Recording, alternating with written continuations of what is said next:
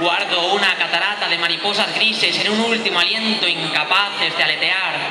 Un pegajoso lodo traga una, antes rosa, traga otra, antes rostro, otra más que antes olía a césped recién cortado y otra que fue un espacio donde había por paredes verjas rotas y por techo un haz de huellas por pisar.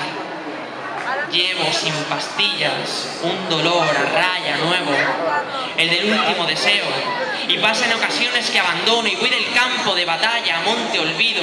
Eco ya no me contesta, lluvia sabe que estoy seco, rayo ya no tiene orquesta y esta carne entre cuchillos va aceptando que caerá. Pero mi alma no. Ella se agita, relincha, enloquece, se torna y aleja con coces las cuerdas que marcan fronteras, pestillos, rediles y gentes de rejas en vida y muertes a ninguna parte, erigidos por reyes, de espejo, por trono. Pero mi alma, que todo lo puede, no acierta a subir al tejado, a ordenar a mi elenco de manos, mi imperio de dedos delgados, mis cuerdas de huida al abismo, que agarren el jugo con fuerza y lo viertan al fin sobre el prado marchito de labios que llevo arrastrando estación tras estación tras estación. Las crisálidas prometieron una nueva era.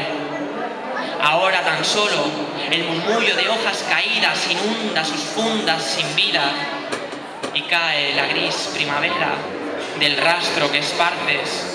Y cae la gris primavera de tactos prohibidos, y cae la gris primavera del pacto que hicimos, mi piel por la tuya y de chispas me visto, mi mar por tu aroma y emano delirios, mis tristes palabras por un recoveco en tus ojos, y soy tan pequeño que se hace infinito ocupar tus portales de vidrio.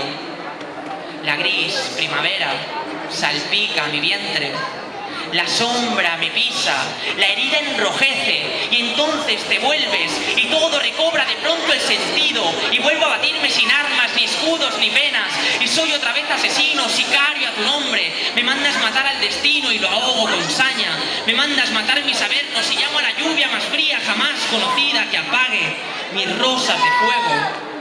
Me mandas ser negro soldado impasible a tu baile y por verme de nuevo a tu lado, rebano mis dedos y bebo en tus manos el gris que da al mundo un color incapaz de ser olvidado.